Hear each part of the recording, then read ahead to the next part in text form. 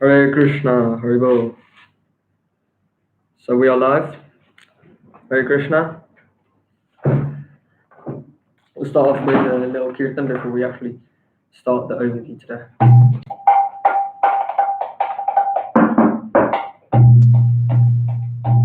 Hare Krishna, Krishna Krishna, Hare Hare, Hare Rama, Rama Rama, Hare Hare, Hare Krishna, Krishna Krishna, Hare Hare, Hare Rama,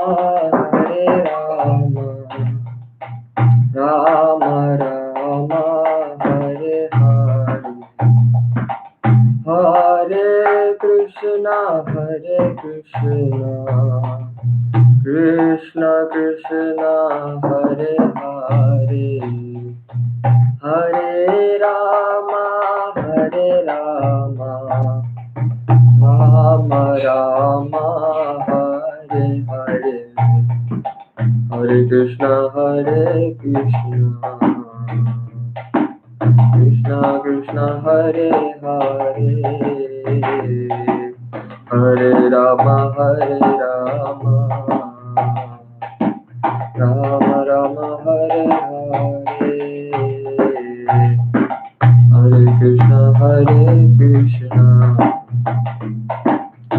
Krishna Krishna, Hare Hare, Hare Rama, Rama Rama, Hare Hare, Hare Krishna, Krishna Krishna, Hare Hare, Hare Rama, Rama Rama, Hare Hare, Hare Krishna, Krishna Krishna, Hare Hare, Hare Rama, Rama Rama, Hare Hare, Hare Krishna,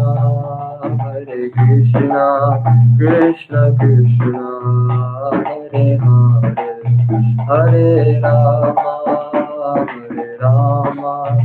Rama Rama, Hare Hare. Jaya Radha Gokulananda, Shri Radhe. Jaya Radha Gokulananda, Shri Radhe. Jaya Jaya Prabhupada, Jaya Jaya Prabhupada. Nitya Gaura Hari Bol, Hari Bol. Hari Bol, Nitya Gaura Hari Bol. Shri Harinam Sankirtan Yajna ki, Hare Krishna Mahamantra ki, Hare Krishna, Hari Bol, Rajkumar Govind Prabhu, Hari Bol, Bharti Mataji, and everyone else who's on the live stream today. Thank you so much for joining. Again, please give me your blessings before we start the third chapter overview, so that I will be able to say something nicely and present it in a nice way. And so we'll just begin with the invocation first. Om Namo Bhagavate Vasudevaya.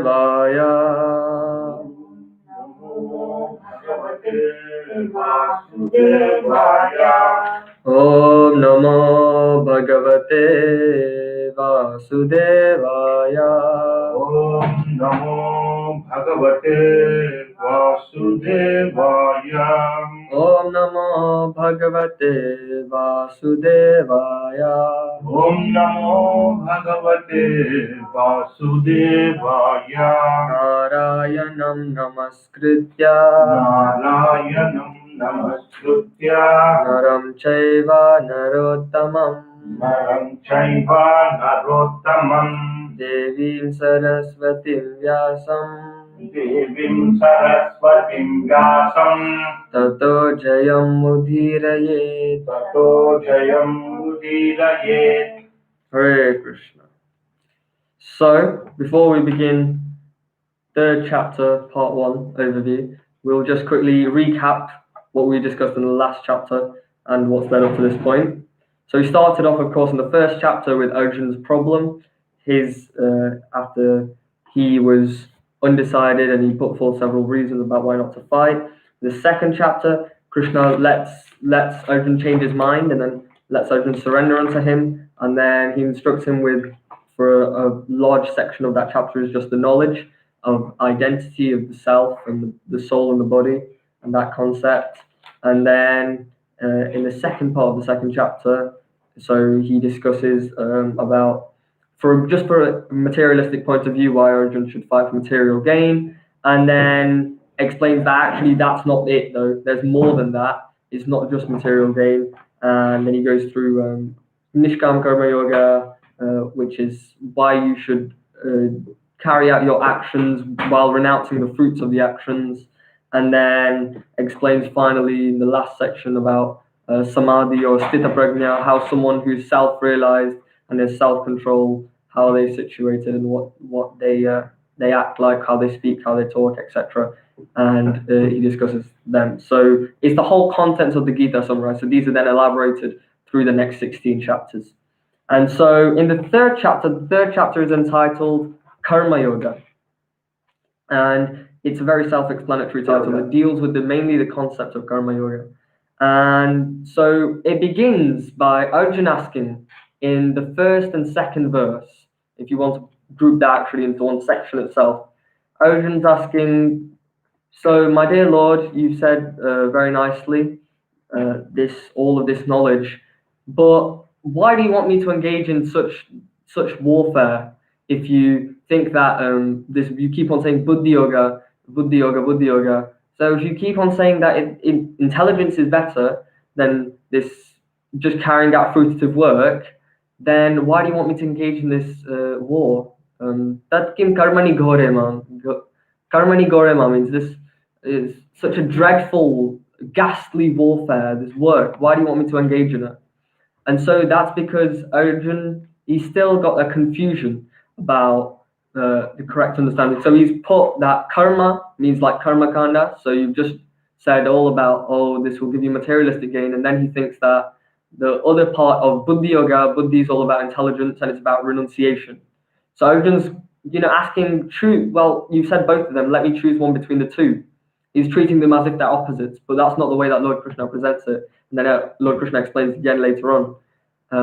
And then Arjun says in the second verse, Vyamishrene vavakyena buddhim moha yashivame tadekam vada nishchitya yena shreyoham apnuyam.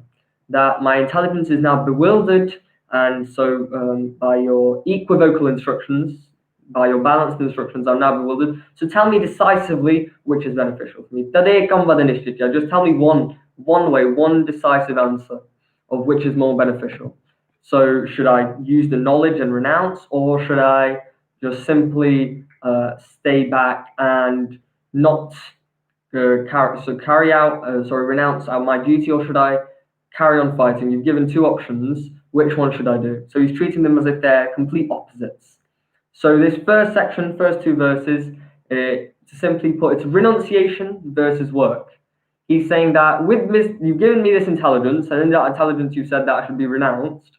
And then you're also telling me that I need to carry out my work, I need to carry out my duty. So he's treating them as opposites. And so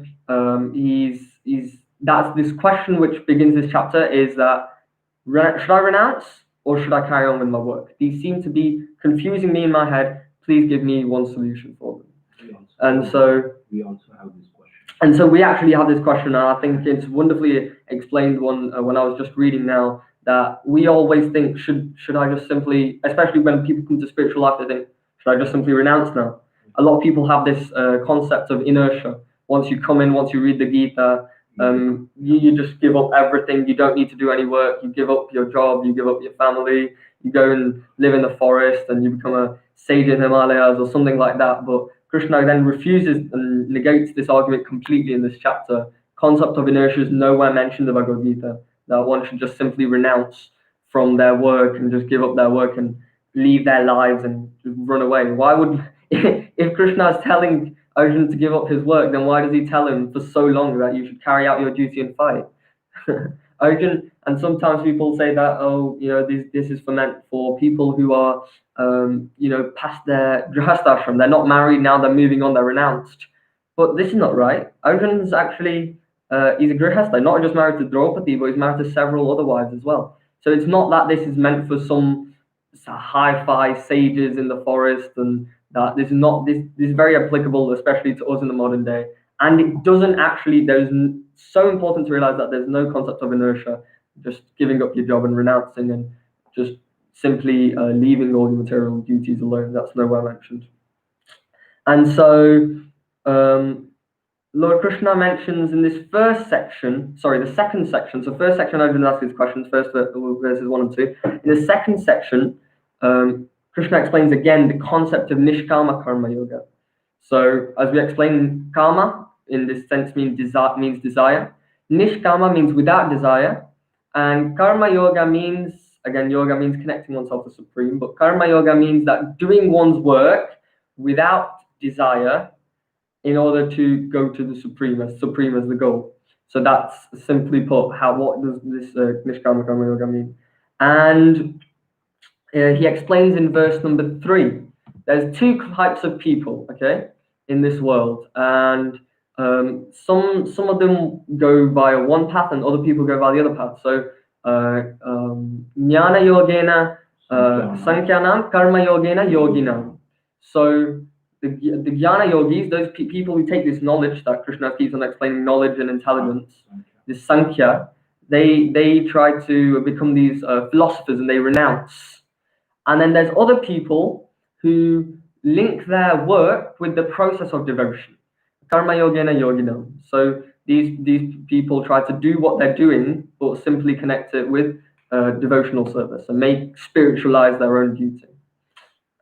And so he's explaining that there's these two types of people, and then he goes on to explain that there's nowhere this argument of that you don't work, and it's described in verse number 4.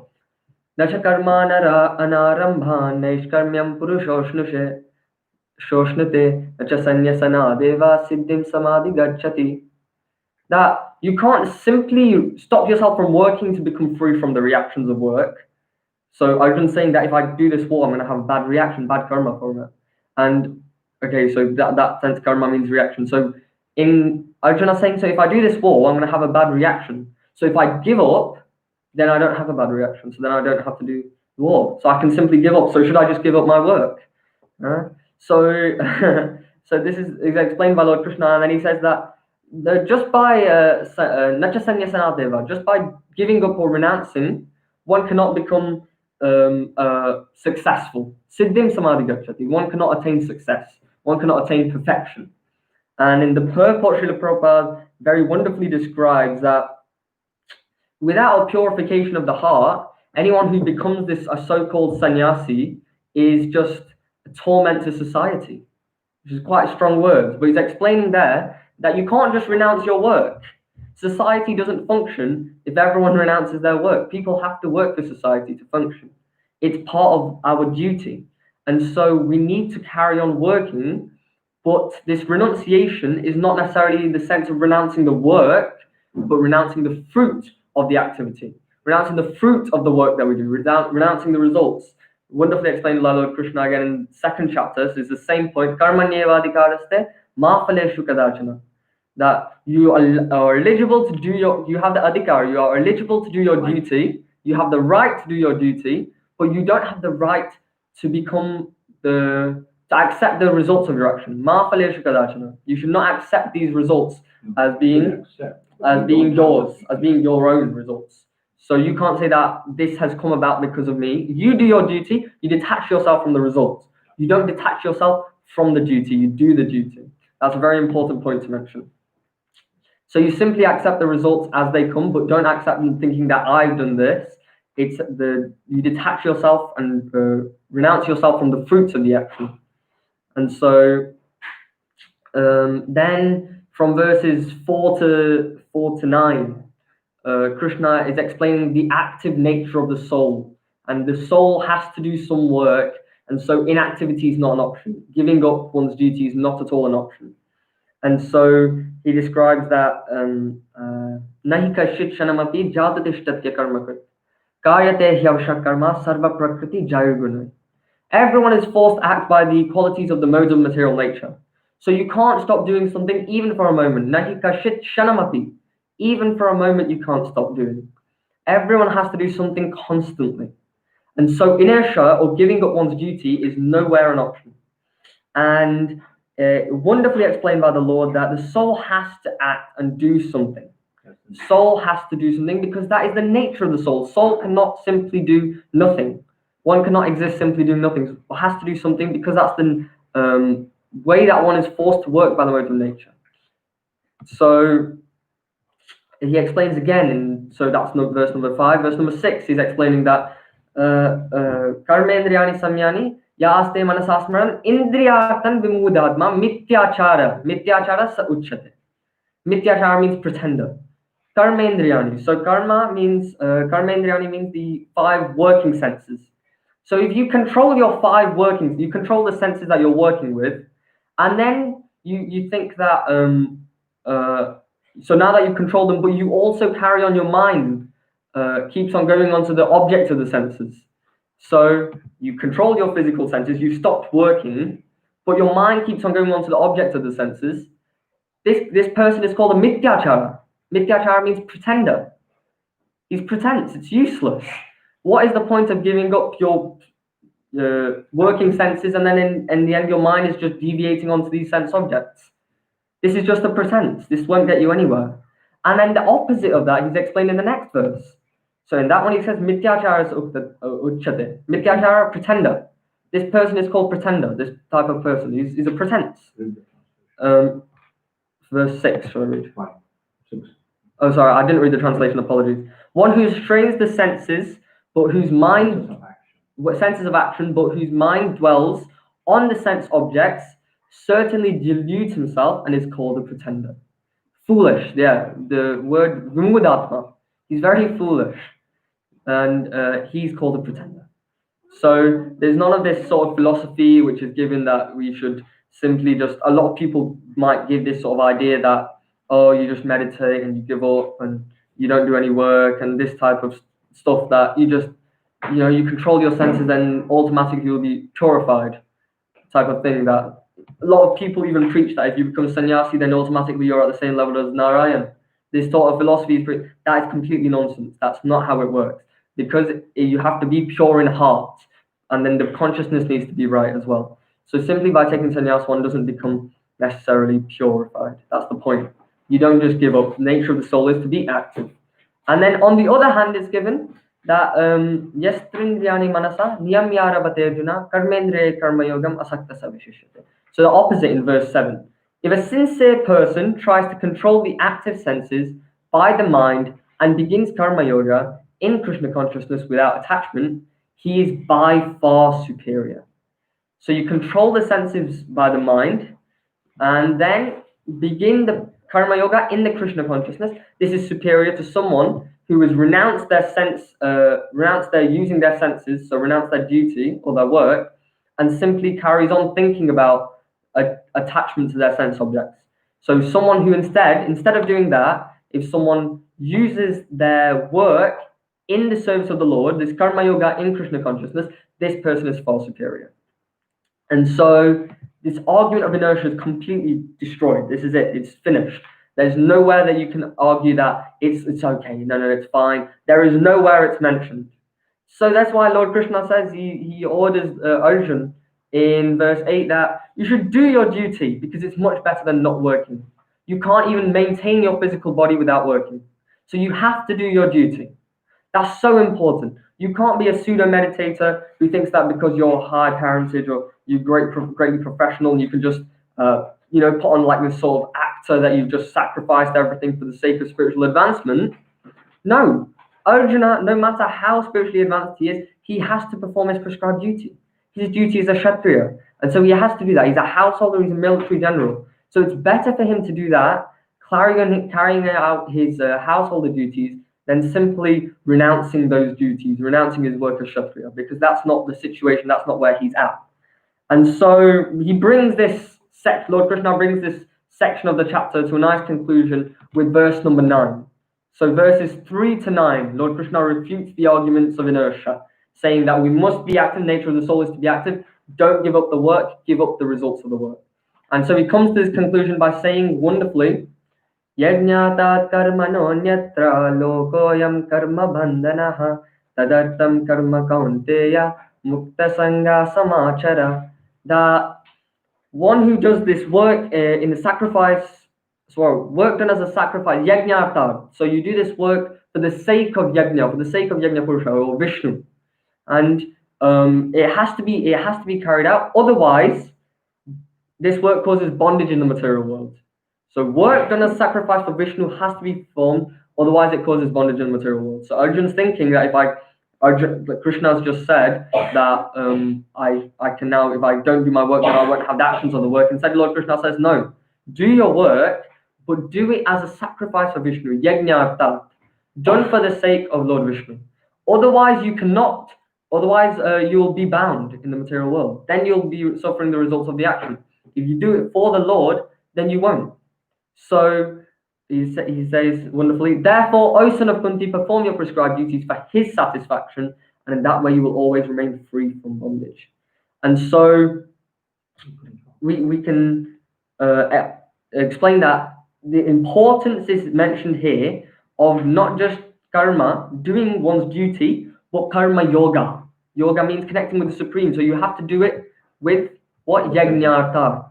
Done for the sake or for the pleasure or for the satisfaction of the Lord. Perform your prescribed duties in his satisfaction, you will remain free from bondage. So this becomes this karma becomes akarma. Karma means this work, this action doesn't bring about a reaction, instead it brings about no action. So Good action. Yeah, as in the sense that no action so I'll just explain that quickly. You have karma, you do something, you get a good result. Okay? That's simple. Just material, no spiritual there. You do vikarma. Vikarma means you do something bad, you get a bad result. Now, both karma and vikarma, they both bind you.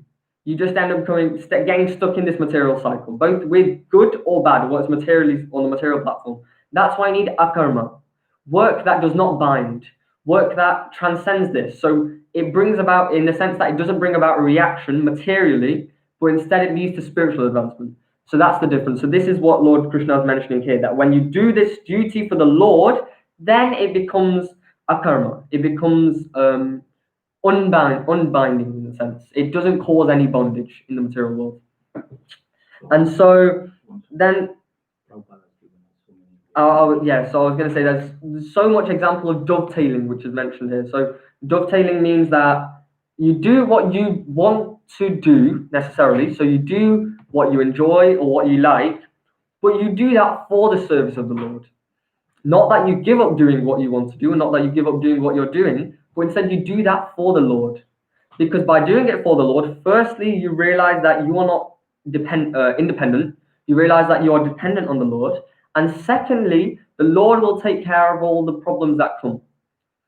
Lord Krishna explains very nicely that in the 18th chapter, Sarva dharman parityaja mamekam sharanam vraja. If you surrender unto me, aham tvam sarva papyebhyo mokshayishyami ma shucha. Don't worry, I will take care of all the problems that you have. So that's mentioned there in the purport of this verse or the previous verse, but it's mentioned because Lord Krishna is saying that you do it and then he will deal with the problems of the reactions to the work. So then you won't undergo this material bondage. So do your duty, but do it for the sake of the Lord. Whatever duty you want to do, dovetail your actions in the way that you can satisfy the Lord or please the Lord, and doing them for the Lord rather than doing them for your own sense gratification. So that's a very important point. And that brings towards the conclusion of this section, which then leads on to a much broader section, not just from the third chapter, but it spans out from the 3rd to the 6th chapter of the Bhagavad Gita. The concept of the yoga ladder. We'll talk about this yoga ladder often. So there's what do you call steps, rungs. That's the word. You got different rungs on the ladder, and it's explained very nicely that you might think that sometimes people look at a rung and think that's the goal and that's it. But they need to realize that no, it's not just one, it's one step. From that step, you move on to another step, and from that, you move on to another step. So simple, just for example, starting off with this karma kanda idea that we just discussed, that we've discussed earlier. You do something, you get material benefit from it, but then that's not it. You don't do that and then just carry on doing that for eternity. That's not the goal. The goal is not that you get some material happiness, you go to Svarga, you enjoy some, somarasa, you do whatever you want to do and you can enjoy. That's not it. There's more to that. It's not just doing karma kanda. So it's explained very nicely that there's people that just do things for material sense gratification. And so these are one level of people. But then after that, they see actually that from that level, there's another level a little bit higher. They think, no, I won't do whatever I want, but I'll have a look at what the Vedas say. What do they say about what I can enjoy, what I can't enjoy? So they still want to do sense gratification, but they take the authority of the Vedic literature. And that's important because authority of the Vedic literature shows us what is right and wrong. And also they accept that they are not independent, but they are dependent, and they take understanding from higher authority. But that's not it. You don't just end there. Then after that, one moves on, and after doing these sacrifice and after performing these activities or whatnot he's doing for his own sense gratification as prescribed in the Vedas, then he comes to another conclusion that actually this is not it. There's more to it than this. Even in Svarga, Indra is scared. He's scared constantly. Svarga, heaven. Indra's constantly scared. Who will come and overtake me? Who's going to come? What if this demon comes? And that's it. There's not perfect happiness. There are problems there as well. And then they come to realize, oh, wow. So even these demigods that I'm worshipping, they also have their source of power from someone else. And then they move on to think that it's not just material. I need something else, something more than this. And then they come and realize that actually Lord is the goal. Aim is Lord Krishna. And so then they carry out this karma yoga. 2 levels of karma yoga. First level, they think that, okay, I'm going to carry on doing this, but I'm going to do it for the Lord in the mind. So they carry out doing their duty with still their attachment to the desires, attachment to the results. They're still very happy, sakama, with desire they're doing. But they just remember in mind that the Lord is the goal. That's the subtle difference. And so that's sakama karma yoga. But then after some time as well, they progress, and that's not it. Past that, they realize that actually I shouldn't be just attached to the results of my action. I shouldn't be just doing this for my own sense gratification, but I should be detached from the results of my action. I should not be attached to them. And instead that my desire for attachment is not correct. There's more to that. And so they come onto the stage of nishkama karma yoga, doing their duty for the sake of the Lord without desire without attachment to the results, without desire. And then they move on past that stage onto understanding jnana. They understand this knowledge, and they move on to understanding how does one work, how does one function. And then after that, they move on to even greater than that jnana understanding, or the ashtanga, etc., etc. So they do ashtanga, they get this jnana, and then they try this jnana yoga. After that, they finally come to the understanding that Paramatma realization, there's a super soul within the heart. So on this ladder, there are so many rungs, which are elaborated in depth in the next 3 chapters. But in particular, we'll deal with them a lot in this chapter, but they carry on, they span out into the next 3 chapters. All these different rungs, all these different understandings and ideas that a lot of people think that when you reach this is it, this is the goal. But it's not. It's a sort of ladder, it's a process, it's a journey that all works together. And that's a really, really important point. So although Krishna comes to the conclusion here in the 9th verse, he says that do your duty for the sake of Lord Vishnu, or do it for his satisfaction, and then you'll be free from material bondage. Then he explains now, starting from the beginning level, and he goes up through the different rungs of the yoga ladder, through this process, through this journey, if you'd like, and explains how one changes and how it's all different, and how it starts off being situated about me, I, myself, how can I enjoy, to then start off going, okay, so I'll enjoy, but I'll give this to Krishna. I want to, change the goal. And the goals change over time finally where one comes to the understanding of devotional service or bhakti. And then even in bhakti, there's different attitudes. But the idea that finally bhakti, how does bhakti differ from karma yoga? Karma yoga, I'll do what I like or what I need to do for the Lord, but comes through a whole set of rungs, finally to bhakti saying, because I love the Lord so much, I'll do what the Lord likes. I don't mind, because that's what love is. Love is when you sacrifice. You don't mind taking sacrifice for satisfying someone else. So that's just the difference between karma and bhakti. Karma yoga is also technically devotional service, but just a different understanding of devotional service compared to bhakti. So it's the whole point is that it's a process of devotion. And so now we move on into the third section of this chapter, from verses 10 to 16. And it's all about this yoga ladder, these rungs of the yoga ladder, and understanding how this process all fits together. Because Arjun seems to be looking at them as two different things right now. He's seeing that there's karma kanda process, which you've said is doing your duty and working and getting some enjoyment from it. And then there's this understanding of intelligence, and that's that you renounce everything. So now Lord Krishna is explaining, yes, it's about merging the two together, but then Arjun's saying that, no, you explained this earlier. So now Krishna's explaining that, yes, so there's levels to it. You got to start off in one place, then you move on to the next, and then you move on, etc., etc. So this is what Lord Krishna starts off explaining.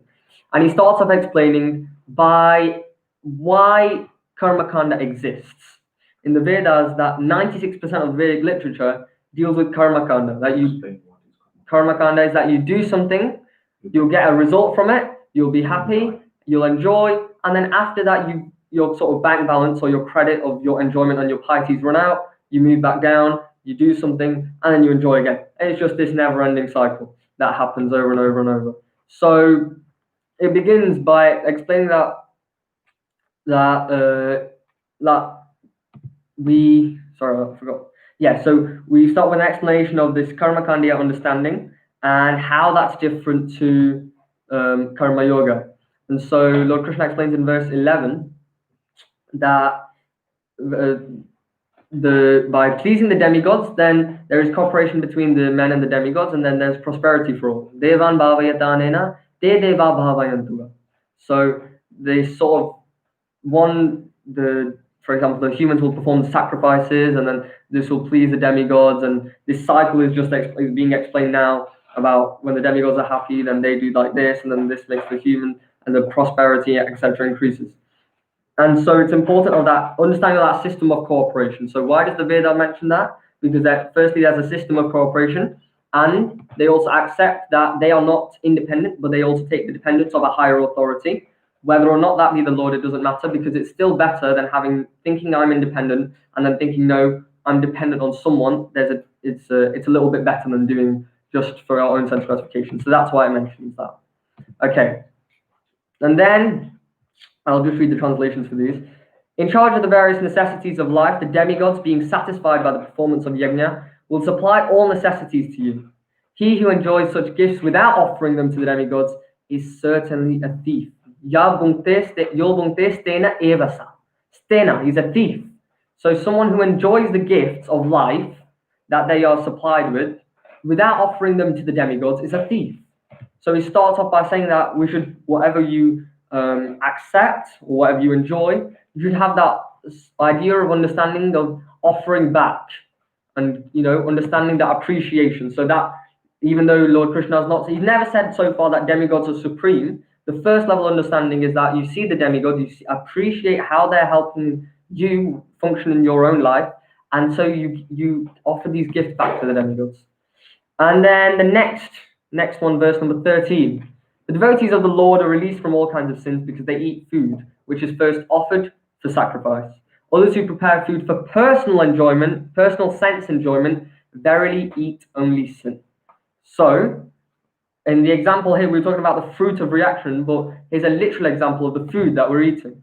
So, when you eat the food, you need to understand that the food has come from somewhere, and then through that understanding, you should offer that. But the Lord is explaining that if you eat food for personal sense enjoyment, you're only eating sin. And here is a very important point to understand the importance of eating prasadam.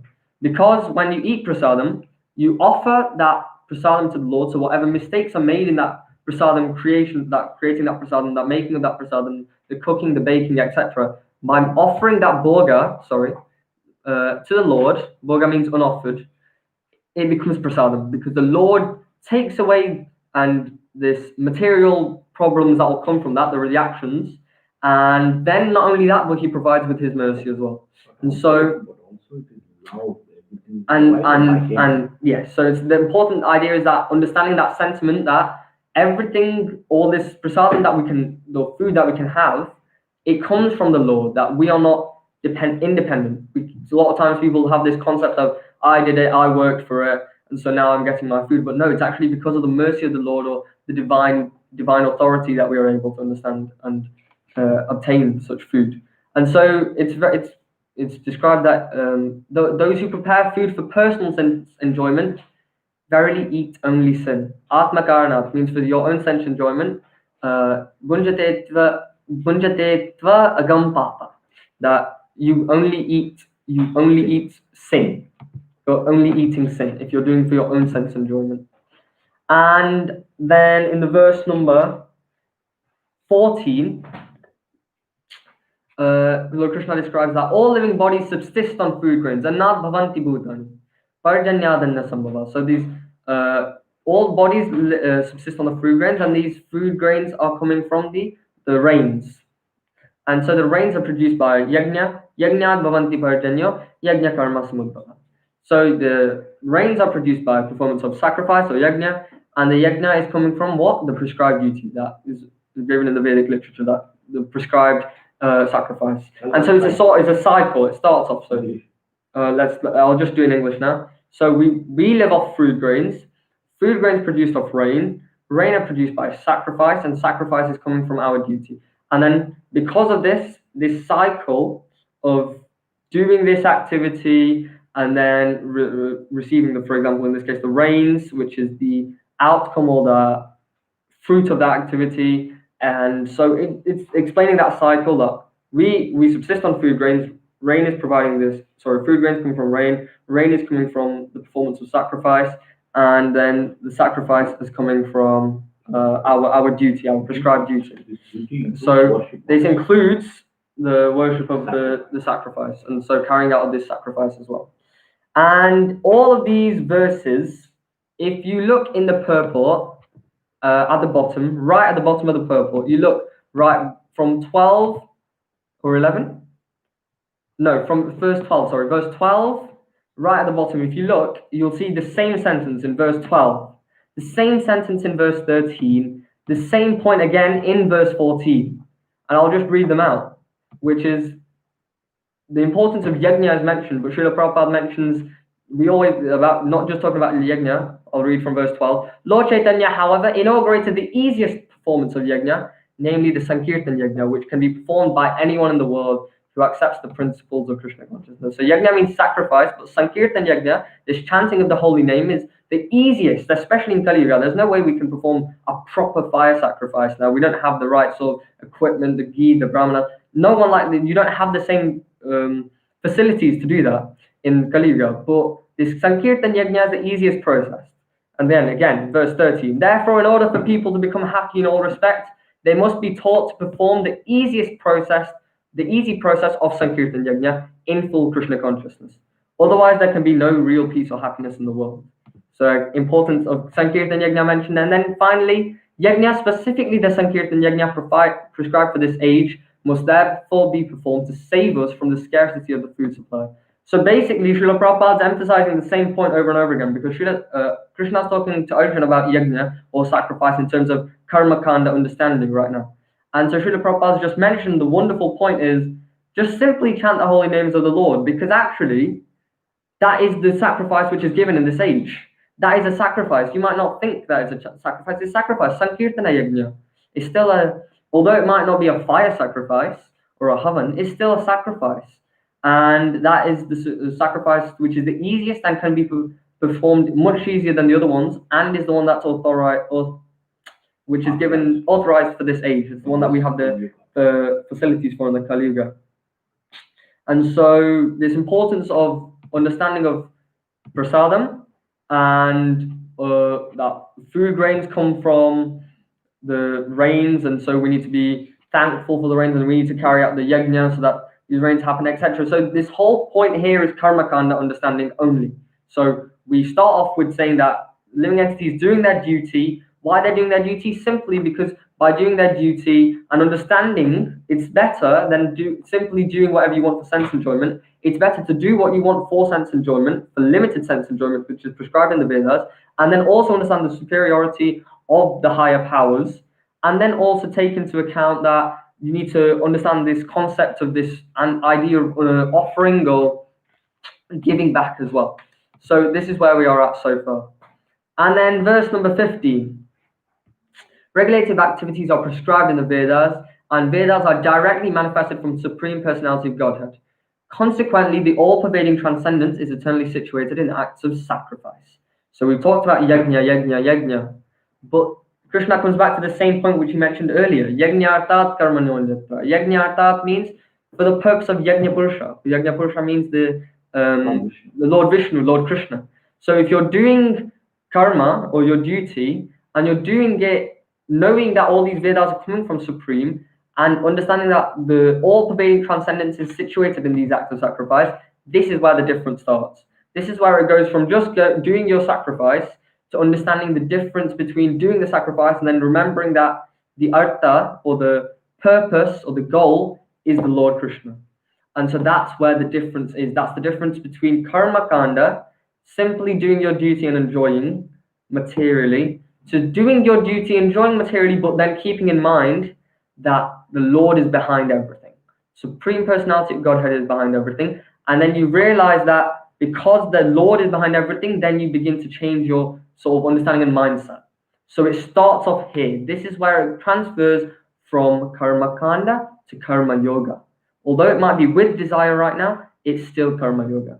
And so this is the importance. This highlights the necessity for understanding that these sacrifices are not done for our satisfaction, but satisfaction of the Lord. So just to quickly, make sure that no one's lost me. We started off, we're on verse 15. We started off with Arjun saying, should I renounce or should I not? You've given me two ideas. I don't know what I should do. And Lord Krishna says, look, you renounce your action. Sorry, you don't renounce the action. You don't at all renounce the action. You do your duty. You need to do activity. The soul's nature is to do activity. Instead, you renounce the fruits of the action. And then Krishna realizes that Arjun is still a bit confused, so he starts off right from the basic. So the first level, the first rung, is that you do your duty just so that you can enjoy, simply for enjoyment. Then after that, you realize that actually there's more than just enjoyment, but there's also the Lord that's coming into account here. And then you move just from enjoying unscrupulously, without Vedic literature, enjoying under the prescribed understanding or explanations which are given in the Vedas, to understanding that you can enjoy then for the service of the Lord. This is a transition. It's not just one against another. You don't compare one with the other. It's not that this one's better than this one. It's that they're in a process. One comes after the other. And so this is why Lord Krishna is explaining now. And it's understanding that, so even though people might not know this or might not believe or whatever, it's very important to realize that even though you might go to the heavenly planets and enjoy, or however tempting that might seem, and a lot of people have that as their end goal in mind, that is not the end goal in mind, because it's still in the material world. And this material world, no matter where you are, is a place of misery, whether that be on the earthly planets or in the heavenly planets. And so the important point that's mentioned is that we should take from this the understanding that there's more to it. There's levels to it, and there's more than just this. And so finally, Lord Krishna comes and brings this section of Karma Kanda / Karma Yoga now turned, or these rungs, the third section, of explaining, to a conclusion in verse number 16. My dear Arjun, one who does not follow in human life the cycle of sacrifice thus established in the Vedas certainly leads a life full of sin. Living only for satisfaction of the senses, such a person lives in vain. Aghayur indriya ramo. Just to aghayur is a life full of sins. Indriya ramo, one is satisfied in sense gratification. And so this person is just living a life in vain. So the philosophy of the present day, work hard, enjoy hard or work hard, play hard, and work hard and enjoy a lot of sense gratification. It's condemned completely by the Lord. And it's mentioned that we need to do these yajnas. What yajna means sacrifice. Why are we sacrificing? Because of that sacrifice, then that sentiment changes that it's not just for me, but there's also something else to it. And so these sacrifices need to be performed. Why? By understanding that there's self-realization. You can do it through the three processes which are later elaborated: karma yoga, jnana yoga, bhakti yoga. But you need to do it somehow or other. You need to perform these sacrifices. You can't live a life of sense gratification. This person this life is not useful. It's a waste of a life if one just lives the life in sense gratification. Contrary to all popular belief in the modern day that if you don't enjoy, then your life is useless. Krishna's saying the complete opposite. If you're just living your life to enjoy your senses and that's your main aim and that's your end goal, that life is useless. That such a person lives in vain. And what is the sacrifice?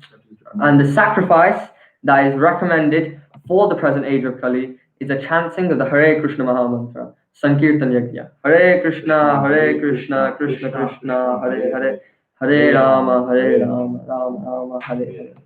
And so this next we move on into the next parts. We move on into verses 70 to 35, and there's two more sections to the third chapter, but I'm not going to rush them now. And so for the first part of this third chapter overview, the summary of today's class is that we need to realize that these goals aren't it. There's a yoga ladder, there's a system, renunciation of the fruit of the action rather than the action itself. You should not renounce your duty. Do your duty, renounce the result, be detached from the result. This is why the proper understanding should get you. And then realizing that there's different levels to understanding. So there's the karmakandiya understanding, the karmakandiya processes in the Vedas. You do something you enjoy. Why is that there? Because it's a level above doing something and enjoying extensively without anything else. Here you do regulate it a little bit. You do it, and then you move on to understanding that you're doing it for the Lord, etc., etc. And so, just for sense enjoyment alone, you can understand that how the process changes over time. And then also we move on actually next into understanding that these goals aren't it. It's not just this, and from this Karmakanda portion of the Vedas, they realize that okay, so the majority of the Vedas is dealing with this stuff, but I feel like there's more to this. And so they move on to the next part, which is the Jnana-kanda portion of the Vedas, or understanding knowledge. They want to do a little bit more, realizing that this is not it. There's more to this. There's definitely more to this now. This is not my goal. And they move on, etc. And so they move on via this yoga ladder, this process, over to making themselves better. And then this journey is explained very nicely in this chapter. Finally, I would like to just repeat two things. First thing is that although this is mentioned, there's a constant reference in the purports, because even though it's not said yet, but Krishna does say later in this chapter, that someone who is performing karma yoga, so doing your work for the Lord, doing your work with desire, even if it's for the Lord, or doing your work without desire, but offering the results to the Lord in the end, that there's a difference of doing that simply for the demigods and doing it to the Lord. Because as soon as one realizes that Lord Krishna is the ultimate goal, then he is more elevated or more easily situated than others, because the Lord's mercy and the mercy of the devotees easily comes to him. And so that just is acts as a catalyst, just like in a again, science example. In chemistry, you put a catalyst into the reaction rate speeds up. It goes rapid. So similarly, when one comes to this Krishna conscious understanding and chants the holy name of the Lord, this acts as a catalyst in this yoga process. It catalyzes that process. It becomes so much quicker and so much more rapid. And then finally, I'd like to repeat verse 9, because that is one of the most important verses, and it gives a wonderful explanation, and it summarizes a lot of the points in this chapter. Yajñātat karmano nyatra lokoyam karma bandhanaha tadartam karma kaunteya mukta sangha samachara. Work done as a sacrifice for Vishnu has to be performed. Otherwise, work causes bondage in the material world. Therefore, O son of Kunti, perform your prescribed duties for his satisfaction. In that way, you will always remain free from bondage. Hare Krishna. Very well. So, any comments, questions, corrections, realizations that anyone has, please do feel free to share in the chat. I didn't say Haribol to anyone. Haribol, Red Kumar Govind Prabhu, Bharti Mataji, Satish Prabhu, Ram Prabhu, Anuradha Mataji, and Shashi Mataji. Those are the only people I've seen in the chat. So anyone else as well, thank you so much for joining. And please, of course, my seniors in the call, please do bless me. Sorry, my seniors on this live stream, please can you bless me that I may be able to do a nice job of presenting this wonderful knowledge that has been explained by the Lord in this Bhagavad Gita. Very well, thank you very much, Radha Koli Mataji. Thank you very much for the encouragement. I'll give a minute or so for people to type out any questions or anything in the chat.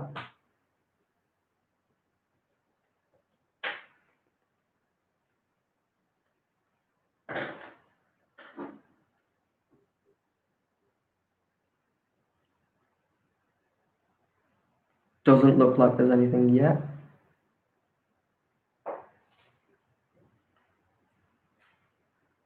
Yeah, that's it. I think it looks like that's it. Yeah. Okay then. So thank you very much everyone for joining and attending. Again, all the senior Vaishnavas, please bless me that I may be able to do this Bhagavad Gita chapters overview. And also bless me that I can improve in my Krishna consciousness. We'll see you next time, next week, same place, same time, in your own homes, and prasadam will be served at home. Hare Krishna. Very well.